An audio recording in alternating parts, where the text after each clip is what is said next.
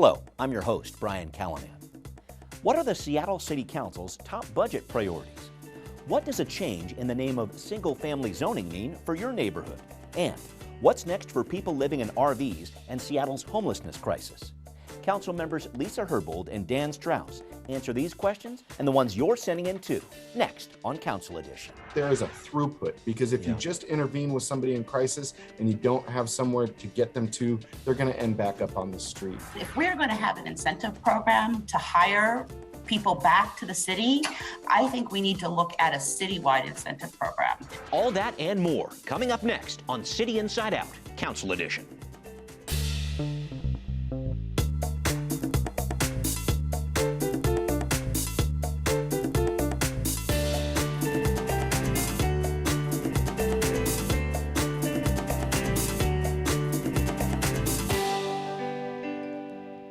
And here we are on the set of Council Edition with Councilmember Lisa Herbold from District 1 and Councilmember Dan Strauss from District 6. Thanks to both of you for being here, and I'm going to leap right into it.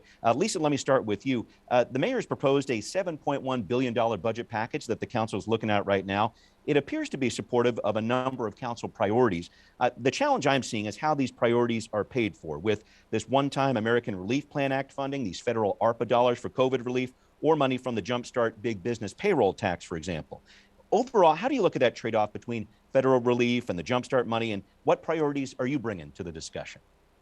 That's really great framing for our budget discussions, Brian. The ARPA funds, I think, are funds that we are thinking of as one-time funds, and that they should be used for one-time expenditures. Whereas Jumpstart is ongoing revenue that if we did not have, we would be faced with a cuts budget, but it's ongoing revenue that we can use to support ongoing priorities.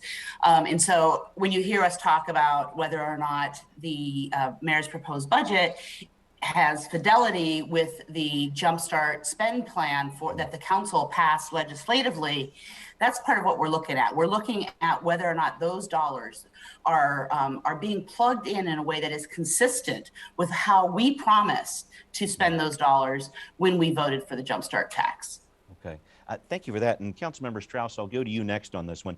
I know you've been talking about a lot of different budget priorities, like sending the right personnel to respond to 911 calls, emergency housing, other issues. We even had a viewer ask about your work on transportation. Joe wrote in, when and where are the next bus lanes? So there's a lot on people's minds. I know you're listening to all of this. I want to talk about your overall approach to the budget to begin. Yeah, I just also have to say that without the Jumpstart ordinance, we would have had to lay off many employees last year. And the only reason that I'm able to make additions and changes to this year's budget is because we're not in a deficit, and that's because of the Jumpstart ordinance. And so my specific changes that I'm going to be bringing here, I'm working with Councilmember Herbold on this one, which is scaling up the mobile crisis team, which is our crisis responders for people with behavioral health issues, to be citywide. So we're going to scale this to being able to have citywide response, so that when you call 911 about somebody having mental health or behavioral health issues, you've got the right first responder there right on time. I'm also going to be working to increase the amount of water safety that we have in our city. Right now, we only rely on Harbor Patrol, and Harbor Patrol is great for criminal activity on the waterways. And there are so many other things that people use on our waterways. So first of all, I'm going to be requesting a study to be done by a nationally certified organization to understand what level of service we need on our waterways to protect public health and protect the people on our waterways. So right now we want to start also looking at how can we get lifeguards on boats? How can we make sure that in the parks where people are just playing, that there is somebody who's also watching out on the water? Right. And then lastly, I'm doing a lot of work around street cafes. As you know, there's been large success throughout the city. And so we're on a pathway to permanency. And then we also need to be taking that extra step to do. I'm working in Ballard specifically, where we have a very unique street, Ballard Avenue, to make design changes so that we can have a vibrant public space in our right of way. Okay. I think Councilmember Herbold may have mentioned, we've got $195 million going to housing. Yeah. This is on track with the McKinsey report from a number of years ago, saying that the city needs to be investing $200 million a year to meet our housing crisis. Countywide, it's $400 million a year. So I'm excited that we are meeting that obligation. And then also there are great parts of our budget that are creating our roadmap to reimagining public safety, both with the Equitable Initiative Task Force and participatory budgeting. Thanks for bringing that up. And I'm going to try to pull out some of those issues as we go along here, Dan, Brian, so I appreciate that. Just to answer the transit lanes, the next transit lanes that are coming are Route 40, and I'm working with neighbors, businesses, SDOT, and everyone else, because Route 40 is one, pre-pandemic was the highest ridership with the largest delays. And so it's important that we're able to get that bus route running right on time, and also make sure that our freight, it's also a freight route. So making sure that freight is able to use bus lanes in off-peak hours. Great. Thank you for covering all that ground there. Lisa, let me send this back to you here. I want to talk about the Downtown Seattle Association. It's asking for more support in the downtown core, actually wrote a letter to the council. Here's one part of it. Certain areas in the heart of the retail and arts and cultural core have been taken over for shoplifting and drug trafficking operations. Retail theft is rampant, and visible organized fencing operations are costing retailers millions in stolen goods and additional expenses for increased security. I know the DSA has even gone so far as to ask for grant money for private security officers. You responded to this. I know Councilmember Strauss did too. What's your message to the DSA and other concerned businesses out there? Public safety is an issue that is definitely impacting the city's recovery, especially with folks who normally work downtown still working from home. You don't have those same eyes and ears on the street, and that same kind of economic activity that often acts as a deterrent effect to street level crime. I know, really appreciate that the DSA and others are engaging with the council in this area. I think a lot of the recommendations that they're making are actually aligned with the efforts of the council as it relates to investing in programs like LEAD, the Law Enforcement Assisted Diversion Program, where we're working to bring LEAD to scale. This council has had a commitment to do so for a couple years now, and I'm hoping that we can take a step in that direction. LEAD works with folks who are often engaged in the criminal legal system and works to divert them into programs that can address some of the underlying issues that lead them to choices that involve them in the criminal legal system. We're also looking at investments in mental health and behavioral health, as Councilmember Strauss mentioned, ramping up the mobile crisis teams. But we're also looking at a new crisis solution center, 66 beds for folks referred from a variety of sources, law enforcement, first responders, and community organizations to help individuals stabilize from crisis. And then lastly, I know there's been some interest in a victims compensation fund, and I believe Councilmember Lewis is looking at trying to establish something like that. Okay, great. Thank you for covering all that ground. Councilmember Strauss, let me go to you on this. Would the city support paying for private security teams downtown, or how do you respond to what the DSA is asking for here? Unfortunately, we are not legally allowed to pay for security officers with public funds. So what I said before and what I'll say again to you here right now is that we are making a large scale investment in addition to what the mayor's budget proposed for public safety. So I spoke about the mobile crisis team, scaling that up. Right now, my amendment last year was the first time we ever put city funding in the mobile crisis team. That's been a county program that serves the entire county. So by giving us the ability to have a citywide, a Seattle City specific focus for the mobile crisis team is going to be really important. Councilmember Herbold just mentioned the Crisis Solution Center expansion. That's the throughput from there. And then the King County Regional Authority on Homelessness is also proposing additional shelter and housing options so that there is a throughput. Because if you just intervene with somebody in crisis and you don't have somewhere to get them to, they're going to end back up on the street. I think it's also really important to recognize that there are not enough residential towers in downtown. The reason that so many shops have not come back downtown is because they're reliant on people working in their offices. And this is a chicken and an egg situation. And so it is important for us to recognize that if there were more residential towers downtown, or if people were working in their offices, there would be more economic activity occurring downtown. And that's not something a budget can solve for.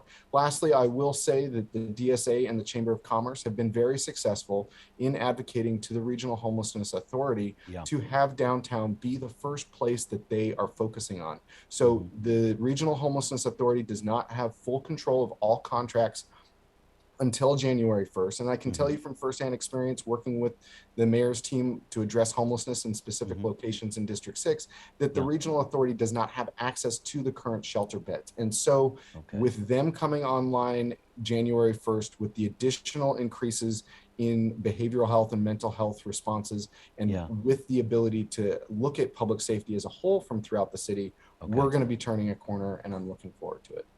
Thank you for breaking that down. And I've wondered, I'm going to try to take a quick sidebar on homelessness, if I could, here in your budget considerations. Councilmember Herbold, the Seattle DOT has recently started to enforce the city's 72-hour parking rule. They're handing out some warnings right now. This had been suspended since March of 2020. I know back in June, you worked on a bill to appropriate some money to establish safe RV parking lots. The mayor didn't implement on that, but I wanted to figure out what's next with RVs, what impact you think the enforcement of this 72-hour rule might have. Yeah, I think it's really important to recognize that folks in throughout the city are have been looking to know sort of what the expectations are around the 72-hour rule. And it's not just as it relates to people who live in their vehicles, it's also as it relates to abandoned vehicles.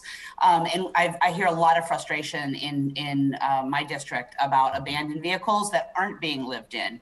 Right. So I appreciate that SDOT's focus right now is not going to be on vehicles that people are occupying, but it is going to be focusing on those abandoned vehicles. Okay. And so they're going to be giving lots of notice, giving folks an opportunity to remove those abandoned vehicles. And SDOT tells us that they will not impound a vehicle with somebody living in it unless it poses a specific risk to public health, such as inadequate sanitation causing a direct risk of illness or injury. I have heard from a lot of constituents over the last year about vehicular residents around the New Core area.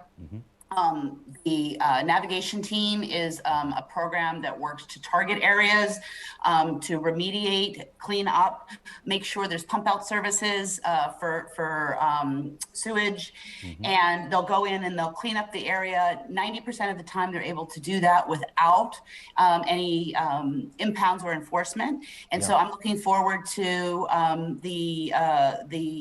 the work of Seattle Public Utilities with the RV remediation program to start using the tools that they have available to them to start this program up again. It's a program that the council has invested in and increased investment in over the years. And I know that some of my colleagues on the council intend to provide more funds. As it relates to the funds that the council has allocated for an RV safe lot, you're right that the mayor is not implementing the use of those funds, but we do have assurances that they will be transferred over to the Regional Homelessness Authority in the new year. When we transfer over the city's homelessness contracts, it will be transferred over to the county regional authority, and they are also looking at this investment area, and they really want to focus on replicating an RV safe lot model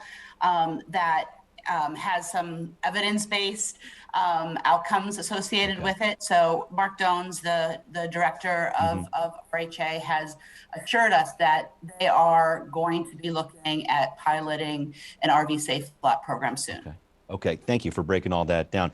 Dan, I wonder if you want to comment on the 72-hour rule, or maybe can broaden the discussion a little bit too. I get so many questions like this. I know you do too, into your office. The question goes like this: where is all the city's funding going with regard to the homeless situation? Which of these programs are working, not working? How are we holding people accountable for performance? I want to try to talk about this in a larger level. You had mentioned this transition as we head into the Regional Homelessness Authority's work that's happening in January there. Some thoughts about this as this transition happens, and maybe about this parking rule too, if you'd like. Dan, go ahead. Well, I think this is a really important change because it'll take the politics out of how we address homelessness. The city auditor has done multiple audits on homelessness and human service contracts in the city, and they have found good to satisfactory. They have found good results in how they are meeting their performance objectives. I want to frame this for you in this sense. Last year, a year ago, the city council funded about 1,000 shelter beds.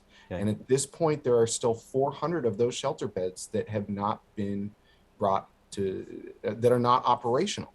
And so this was something that we should have had operational a year ago, or I guess, last May, so that we could make additional investments and stand up more shelter between May and today. So right now we are bringing online and operationalizing shelter beds that should have been operational in March because of politics. Wow. And okay. this is something that we need to recognize, that when politics are involved in addressing homelessness, where there are proven and best known practices, that we need to put that first. We need to have subject matter experts do the work, that we have experts from across the country saying this is how you address homelessness. And when you get politics involved, it oftentimes stymies the solution, because city council can fund all of the programs that we want to the 10th degree, but if they're not implemented, people aren't going to have a felt impact. And so I'm very excited to have Regional Homelessness Authority have 100% of city and county contracts come January 1st, because the other aspect to this is that when you have the city addressing homelessness and the county addressing homelessness separately, there's duplicative administrative costs, and there's also lack of connection between people. So you could have the county working with a person in the city, working with a person and them not talking. So I think that we are coming around the corner, and that this is going to be a much better situation than what we've been experiencing for the last 6-7 years of this state of emergency.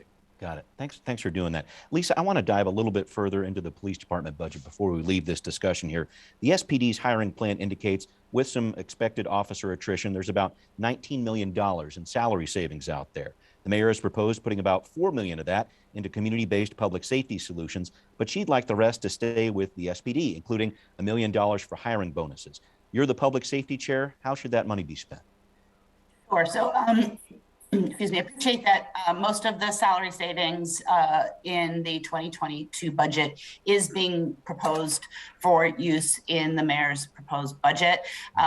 There is some unprogrammed funds, and so we have to take a look at whether or not the unprogrammed salary savings are sufficient to address some of the other really high priority public safety needs that the council has identified in the past. I mentioned LEAD earlier. We also have a commitment to increase funding for the community safety initiative. These are community safety hubs in a number of different areas throughout the city, in West Seattle, Rainier Valley, in the Central District. Those funds were made available last year by an error from, and this is according to the mayor's office and to the budget director. There's $4 million that they intended to include in the budget for this year, this coming year, that they did not include. So we're going to have to look at finding resources to fund that. As it relates specifically to your question about hiring incentives, we have a vacancy issue across the city, across many departments. We read every day about how people have left their jobs, both in the private sector and in the public sector, across all different types of employment. I'm looking at those frontline jobs. We have vacancies at the fire department. We have vacancies at 911. 911 dispatch has a 40% vacancy rate right now. We have vacancies in frontline in parks. We have vacancies at the call centers at SPU. And if we're going to have an incentive program to hire people back to the city, I think we need to look at a citywide incentive program and not prioritize one workforce over the other. Okay, these are all public servants that are providing crucial public services to folks in our city, and we really need to look at, you know, if you're talking about a $15,000 hiring bonus for a police officer, you know, maybe we should look at the entire workforce and see what the needs are across the workforce and what the needs are in our diverse communities as well. Thank you for that. Dan, I wondered if you could weigh in here. This is going to be a big debate for the council. It's always a heated debate in our community. Your thoughts about where these salary savings from the police department might go? You know, this is a situation where I oftentimes will follow the chair of the Public Safety Committee because I don't sit on the Public Safety Committee. So I think that's something important for the public to understand, that I chair the Land Use Committee, which, so I am, you can ask me 100 questions about current land use bills. What I will say— I will. Yeah, go ahead, please. Great. You know, what I will say is that we need to transfer those salary savings into ways that we can get better response times and invest in new forms of imagining public safety, whether that's community service officers or investing in behavioral health. We need to both have police officers to address crime and criminal behavior. And for everything else, we need to have non-sworn officers. We don't need a badge and a gun to do a wellness check.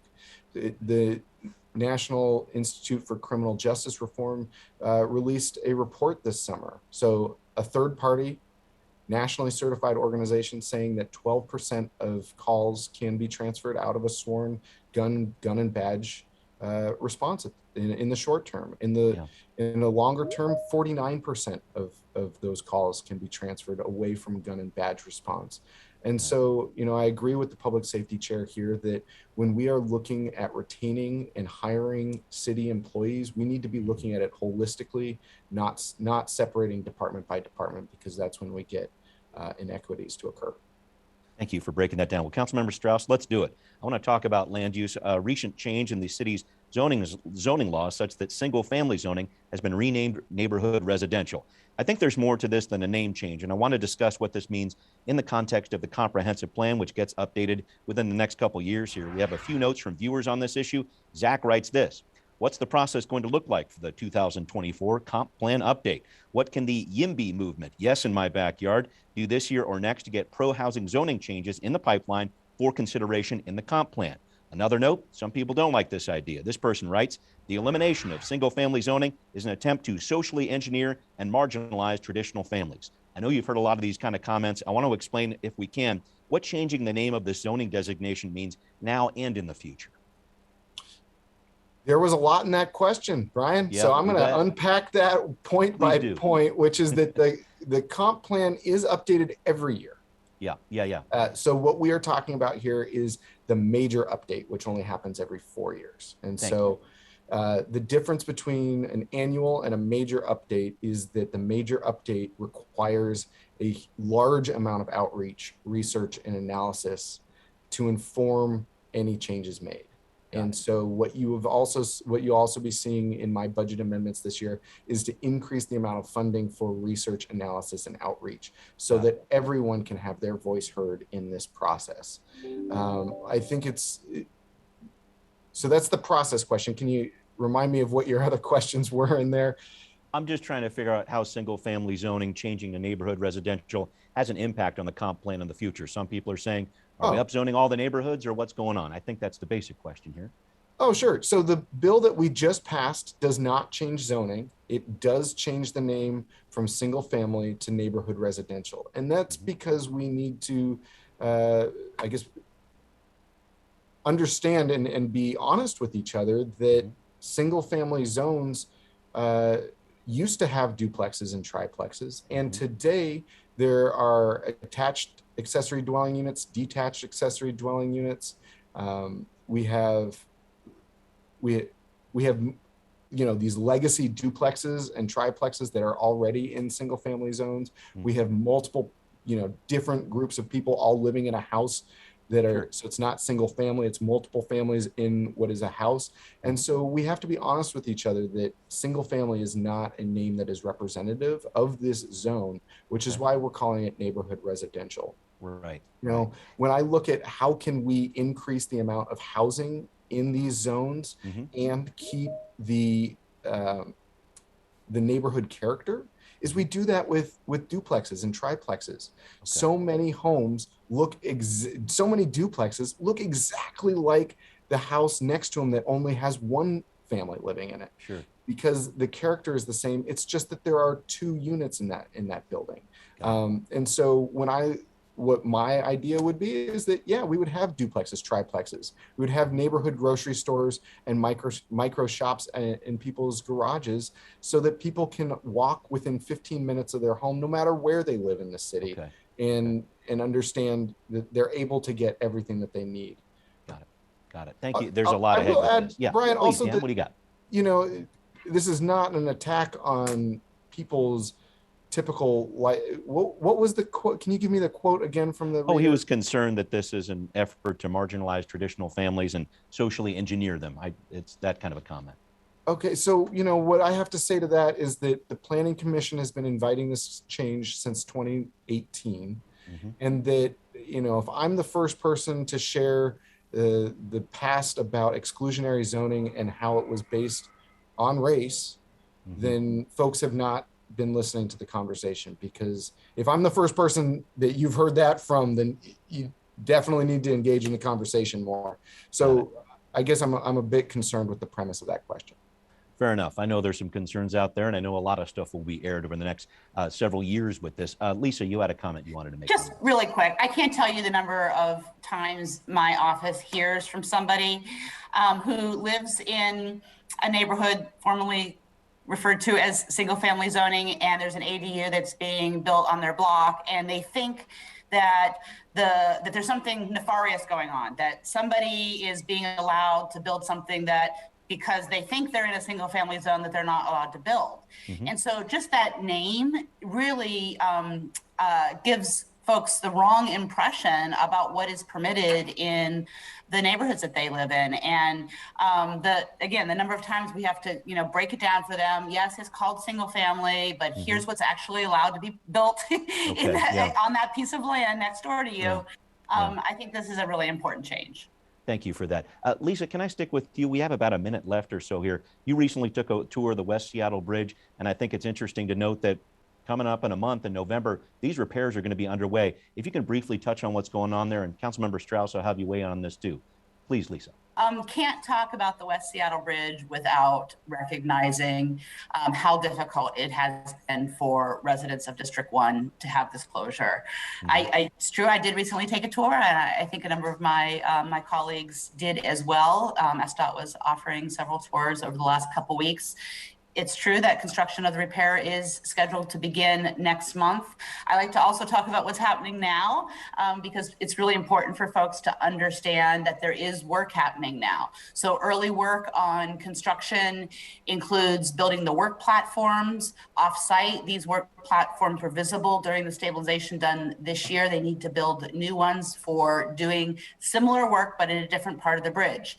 They're coring through parts of the bridge to allow installation of the work platforms, and they're working to relocate utilities inside the box girders in order to make room for the post-tensioning work that they're going to start next month. We're at 90% design. We expect to be at 100% design next month, and that is what is going to be allow us to be able to begin the construction work in earnest. Great. Councilmember Strauss, I hope you can sneak in the 30-second version. I know this is important to you because you're vice chair of the Transportation Committee, and this bridge has an impact on people all over the city. Yeah, just first, I also want to recognize the incredible impact that this has made on people living in West Seattle, because I also have not been able to visit West Seattle as often because of this closure. I also want to center us with the headline that never ran. The headline that never hit the papers was that hundreds or thousands of people died when the bridge collapsed. That's the other option between closing the bridge when it was closed. And so it was not an easy choice to make that decision. And it is important to recognize that a different outcome could have occurred. What we also know is that repair of the bridge is going to be faster than a complete replacement. And so we are on track and we are on schedule to have that bridge repaired and reopened as fast as possible. All right, great. Thank you both for joining me here, and we will see you all next time on Council Edition.